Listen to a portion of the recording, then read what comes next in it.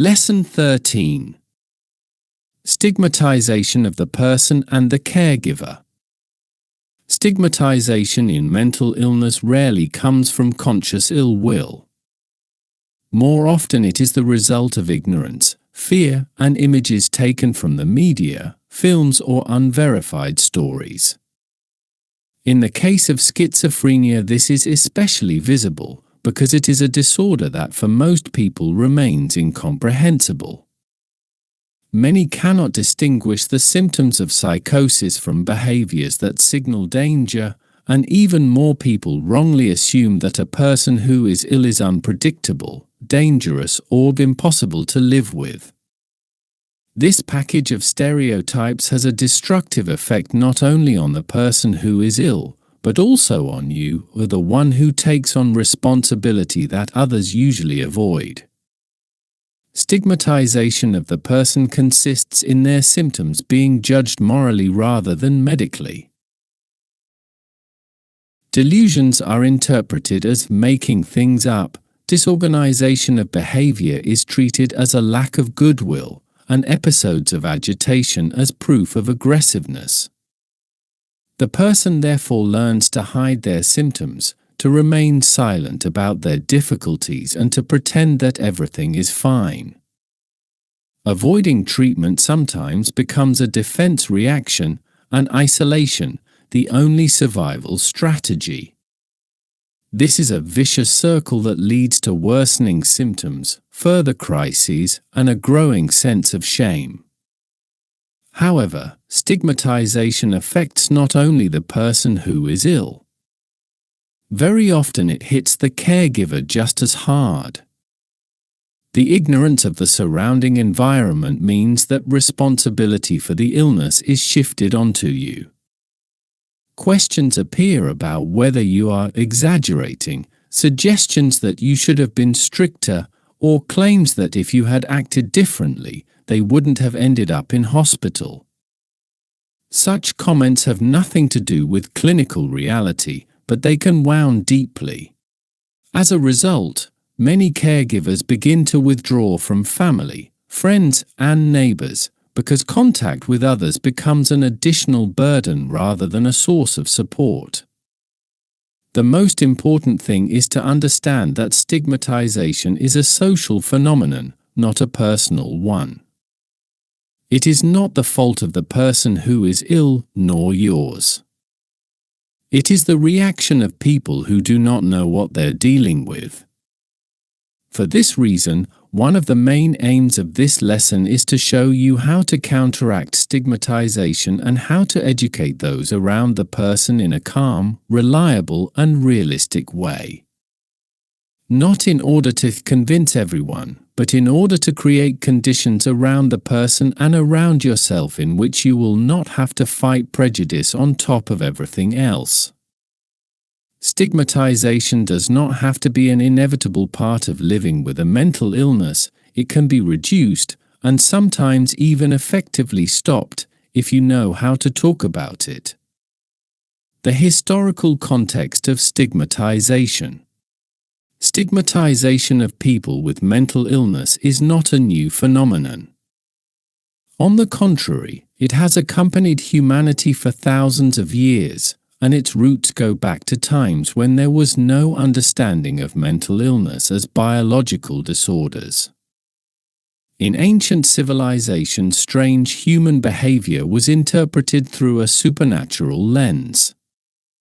In Mesopotamia, it was treated as possession by demons, and early therapies consisted of driving out spirits through rituals, starvation, or isolation.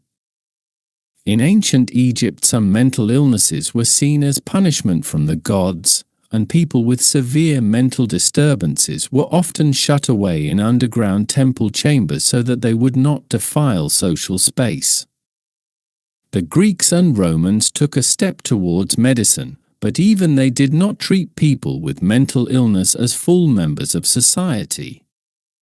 Hippocrates wrote about the humours, yet at the same time in many city-states, mad people were mocked, flogged, or pushed beyond the city walls.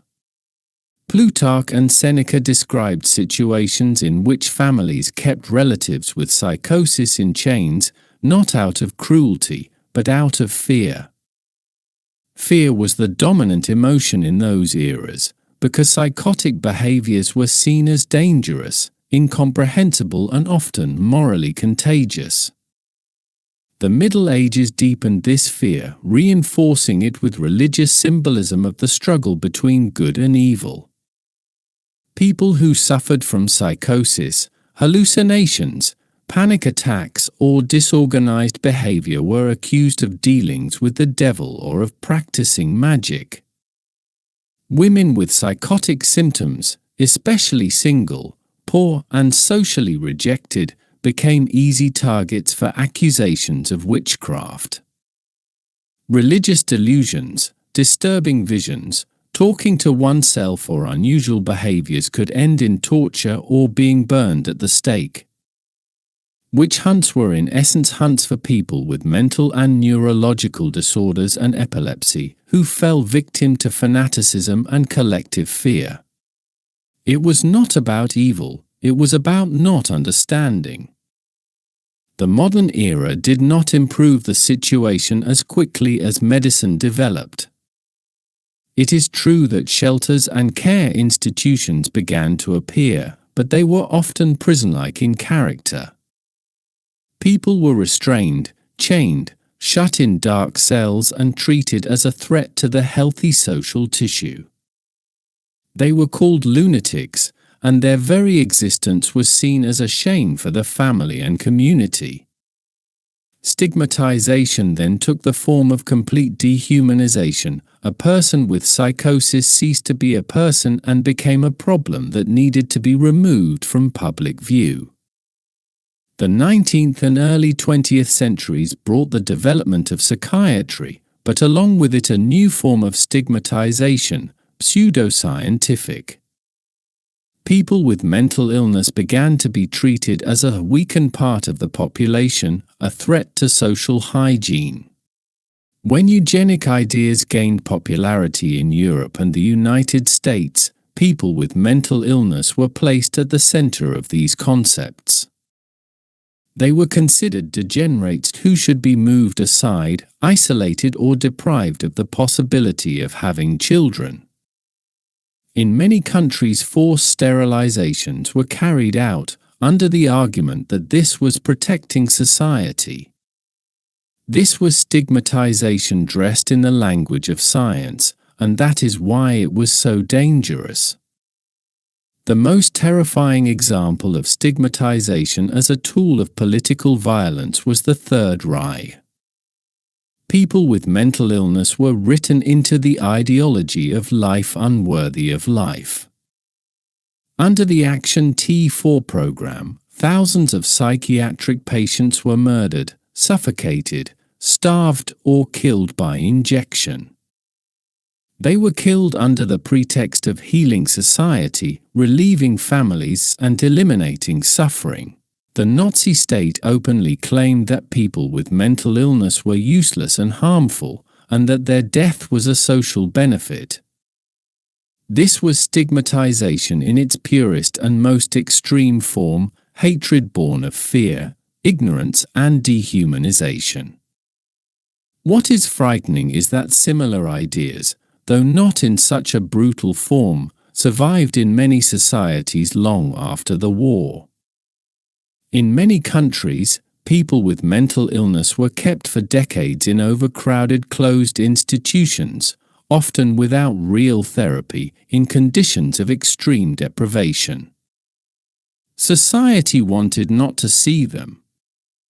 The shame associated with illness was so strong that families hid their ill relatives and told children that uncle has gone away or your sister lives far away.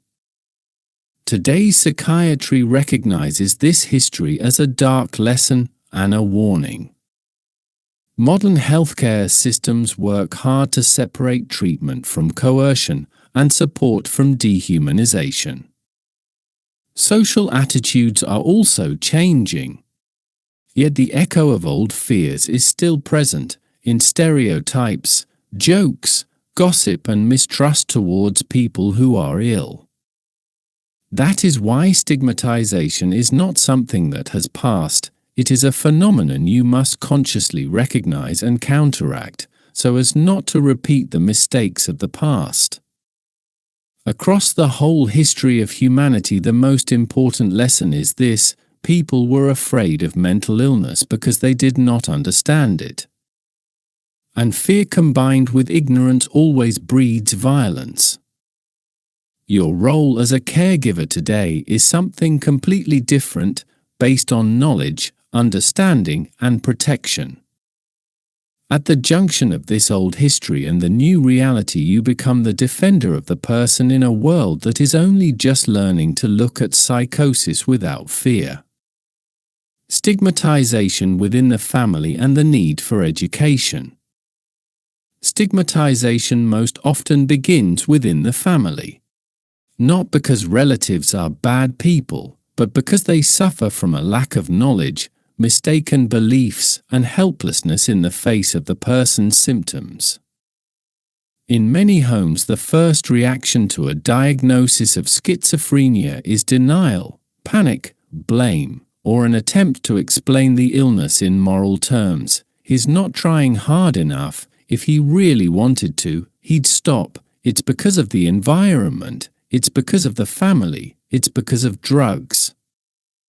These interpretations come from a lack of neurological and psychiatric understanding, but they have real consequences. They can offend the person, wound you as the caregiver, and, most importantly, sabotage treatment. For years, community psychiatry has emphasized that lack of family education is one of the most significant factors that worsen prognosis. A family that does not understand the illness often becomes, unintentionally, a source of additional stress and pressure.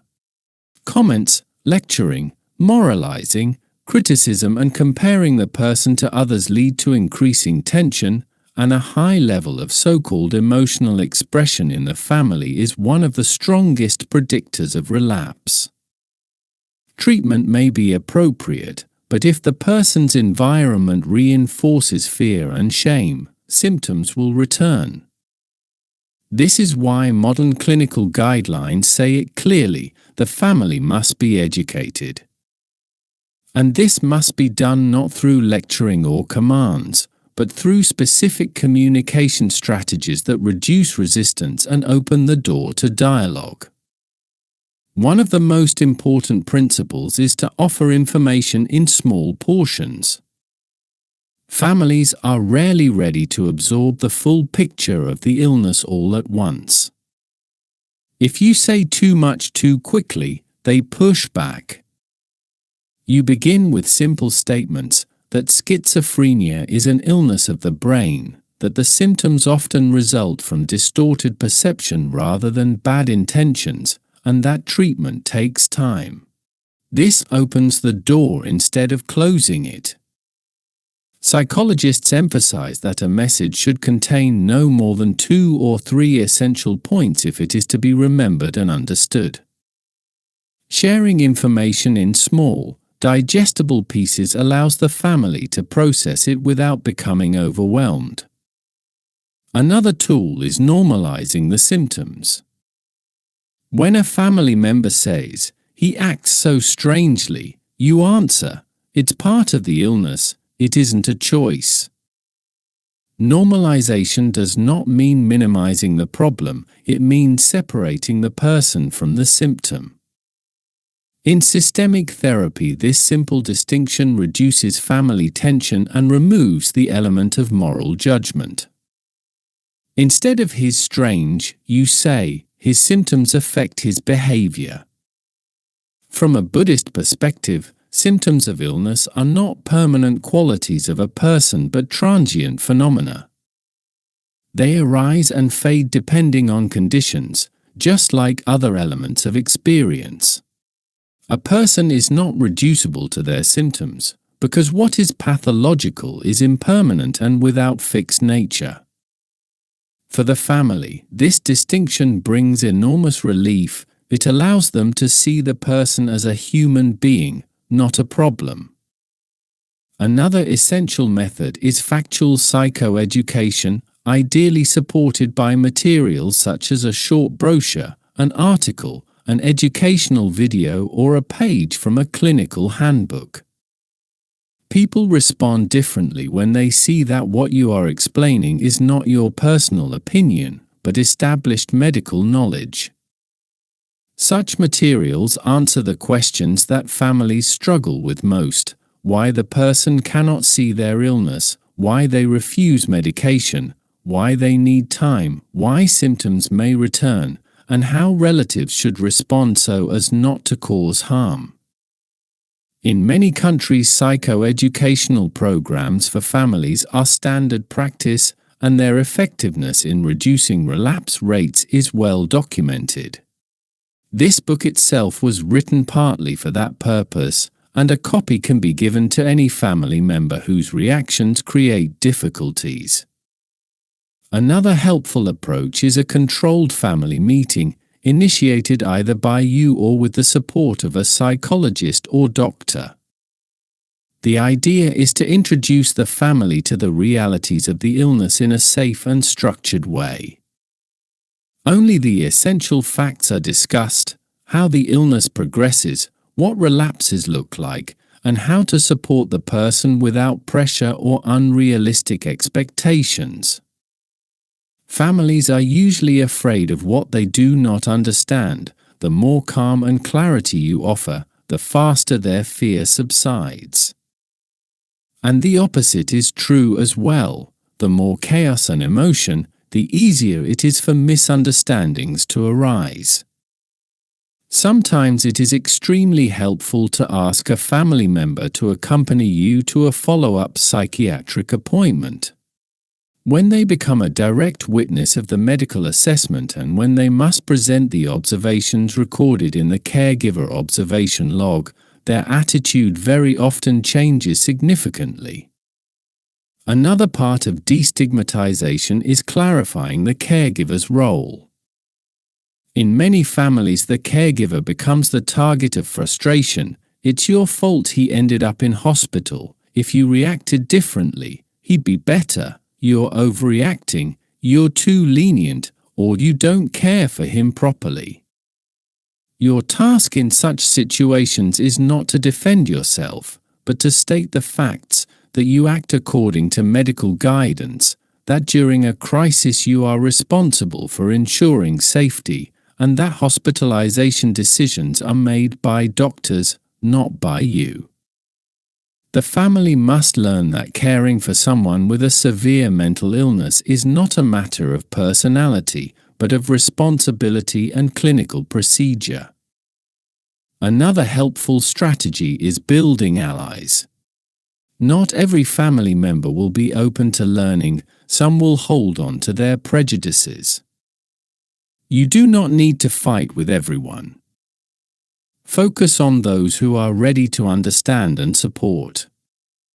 Sometimes a single person within a family can shift the emotional climate of the entire system if they stop repeating harmful stereotypes. This is a real, research-supported phenomenon. If even one person in the family learns how to respond appropriately to symptoms, the rest of the group gradually adjusts. All these approaches have one overarching purpose: to reduce tension.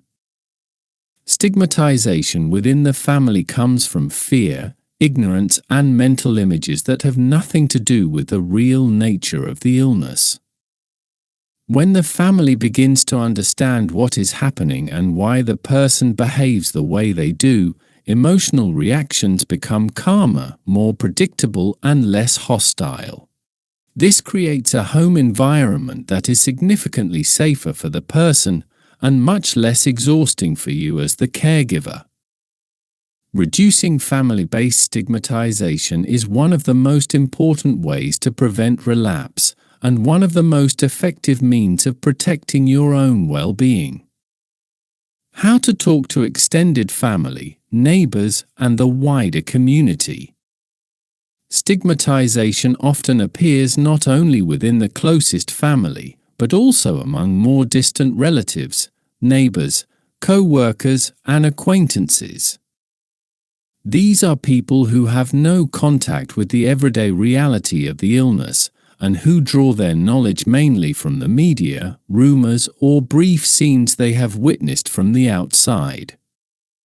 Their reactions are therefore often driven by fear, distance, or clumsy, inaccurate comments. For the person with the illness, this can be painful, but for you as the caregiver it can be overwhelming, because the burden of explaining the situation falls on you, often entirely unnecessarily. The first principle of communication with the wider environment is protecting the person's privacy while offering a realistic degree of openness. You do not need to explain the diagnosis in detail or describe symptoms. A simple statement is enough. This is a mental health condition that requires treatment and support, or he is going through a difficult period and is under medical care. Such wording sets a boundary that is clear, calm, and neutral. You avoid lying, but you also avoid feeding the curiosity of people who cannot help. What matters is that you share publicly only the information that truly needs to be shared. Maintaining privacy benefits both you and the person you care for. A traditional Buddhist maxim says that life becomes quiet and simple when you stop being the subject of other people's conversations. The next principle is responding to stereotypes factually rather than emotionally. If someone says, "People with this sort of illness are dangerous," you can answer, "Most people with mental health conditions are not aggressive." In his case, the main problem is fear, not violence. If someone comments, "It's laziness," you can reply, "Psychosis affects the ability to think and act. It isn't a matter of willpower." You won't change everyone's views, but neutralizing false beliefs in the first moments of a conversation greatly reduces stigma. Social psychology shows clearly that when a stereotype is met with a calm, factual correction, it immediately loses much of its impact. Another essential principle is refusing to enter conversations that have no purpose. Some people are so firmly locked into their prejudices that any discussion becomes a fight, and you have no obligation to take part in it. In such situations, the healthiest response is to end the conversation and protect your own energy. You might say, "I'm not going to discuss this. It's a matter of health, not opinions." From the perspective of community psychiatry, this is entirely appropriate. Not every environment can be educated. Your duty is not to convince the world. Your duty is to protect the person in your care and to protect yourself.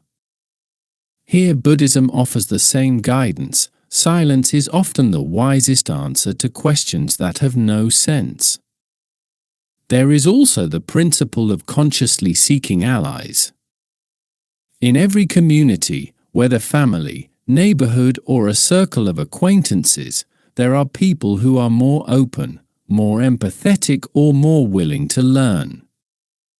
It is worth identifying them and inviting them into your support network, asking for help when you are away, for assistance with simple matters, or for discretion. Community psychiatry consistently shows that even a single ally significantly reduces stress, both for the person with the illness and for the caregiver. Another important principle is using language that reduces fear instead of reinforcing it. If you say, "He has schizophrenia," some people will respond with automatic anxiety. If you say, "He has a mental health condition that affects thinking and stress regulation," the reaction will be much milder. This is not manipulation, it is adjusting the message to the listener's capacity.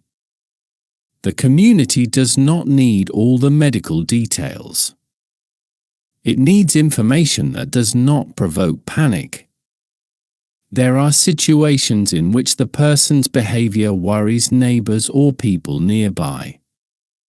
Instead of apologizing or justifying yourself, you can simply say, "He's undergoing treatment, the symptoms can be difficult, but everything is under medical supervision. We're following the doctor's recommendations." This reframes the situation from a family problem into a medical matter, and that shift significantly reduces stigma. Most often, however, the biggest change in attitudes comes when people begin to understand that mental illness is neither rare nor exotic. When you say, "This happens to many people, they just rarely talk about it," you create space for empathy. Normalization, a basic psychological tool, works just as well in social interactions. It strips the illness of its fearful aura and replaces it with something far more human, the understanding that this affects real people, not imaginary characters from films. Your communication with the outside world is not meant to be a battle, but a filter, separating those who can help from those who would only increase your burden. Educating extended family and neighbors is not about convincing everyone of your viewpoint. It is about creating a minimum protective zone around the person, free from harsh comments, stereotypes, and unnecessary fear. This often determines whether the person feels like a human being within society or like a problem, and whether you feel supported or alone. Self-stigma in the person and the caregiver. Stigmatization does not always come from the outside. Very often the deepest wounds come from within, from the mind of the person with the illness, and from your own mind as the caregiver. Psychiatry describes this as the internalization of stigma. A person begins to believe the stereotypes they hear from others. It is a subtle but profoundly destructive mechanism. A person with a mental illness may start to think about themselves in the way society portrays them, as someone weak, unsettling, useless, or lesser. The caregiver may begin to see themselves as someone who has failed, who can't cope, or who has something to hide. And the longer the illness lasts, the easier it is to fall into such conclusions. Self-stigma in the person manifests in many ways. Some stop talking about their symptoms out of shame, because they do not want to confirm the stereotype of the crazy one. Others withdraw far more than their symptoms actually require, not because the illness is so overwhelming, but because they fear the looks and reactions of others. This phenomenon is widely described in psychiatric literature. Shame reduces motivation to seek treatment, deepens anxiety, and increases the risk of relapse. A person may even reject help because they believe they don't deserve treatment or that there's no point, nothing will help. In such moments, it is crucial to calm the atmosphere and remind them that what they're experiencing is part of the illness, not a personal failure. Self-stigma affects you as well. You may avoid telling your family the truth because you fear judgment. You may withdraw from social life because you believe people won't understand anyway. You may even feel, at some level, responsible for the illness, that you did something wrong, that you missed the early signs, that you reacted too little or too strongly. These are false beliefs, yet they are extremely common among caregivers. Systemic psychology makes this very clear. Caregivers often take on responsibility that never belonged to them.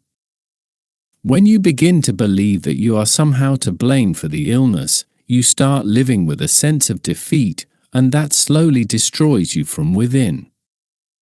A central element of countering self-stigma is separating the person from the illness. The person is not a schizophrenic, they are a human being living with a mental health condition. You are not the one who has a mentally ill person at home, you are a person carrying out a difficult, responsible caregiving role. Words matter, and psychiatry uses them deliberately. Changing the language you use about the person and about yourself changes the way you think. When you say, "He is experiencing symptoms," rather than "he is like that," you create space for compassion instead of judgment. Another important strategy is normalizing the experience. When you understand that mental illnesses are common rather than exceptional, the sense of otherness starts to fade. The illness stops being a mark of shame and becomes a part of life, difficult, yes, but understandable. This shift also helps you. When you meet other caregivers, hear their stories and realize that you are not an exception but part of a group coping with similar difficulties, your sense of isolation decreases. For this reason, it is often helpful to join online support groups or social media communities where caregivers and families dealing with schizophrenia share their experiences. A third tool is talking about symptoms without tension. In many homes, the symptoms of mental illness become a taboo topic. Don't mention it, pretend everything is normal. Yet the more silence there is, the more shame grows. Psychoeducation shows that one of the most effective ways to reduce self-stigma is to discuss what is happening calmly and regularly, without judgment. The person then hears that their experiences have a name, that they are known to doctors, that others go through the same things. This has a stabilizing effect. And finally, there is the conscious strengthening of positive roles. Even in the most difficult periods, the person is never only their illness. They have abilities, talents, relationships, a life story. And the caregiver is not only a crisis manager, you are a human being with a right to your own life, desires, and boundaries. Family therapy encourages intentionally highlighting these healthy aspects so that the illness does not define the person or the relationship. Self-stigma is a silent adversary. It does not shout or attack, but it slowly takes away strength and self-worth. This is why you must recognize it and counteract it just as firmly as you address symptoms of the illness itself. Only when you understand that shame is part of the problem, not part of the solution, can you stop treating mental illness as a forbidden subject and begin seeing it as a part of life that can be understood, named, and lived through without fear. This quiet inner shift is often the most powerful way to stop stigmatization. Summary: stigmatization of people with mental illness is deeply rooted in history, but it is not limited to schizophrenia. Any serious illness, a stroke, an amputation, cancer, a neurodegenerative condition, can evoke fear and distance in society. Caregivers of such individuals also face judgment, withdrawal, and misunderstanding. The difference is that the symptoms of schizophrenia are harder for outsiders to grasp, so reactions from the environment tend to be sharper. But this does not mean the illness is worse, it simply reflects society's difficulty in coping with what is unfamiliar and not easily explained. Your role as a caregiver is to counter this fear, not by fighting every stereotype, but by creating a safe space around the person, rooted in knowledge rather than rumors. By educating the family, explaining the symptoms and separating the illness from the person, You reduce the tension that could otherwise lead to relapses and conflict. You teach others to see schizophrenia as an illness, not a label. You will not change society as a whole, but you can transform the immediate environment, and that is enough to improve the quality of life of the person you care for and your own.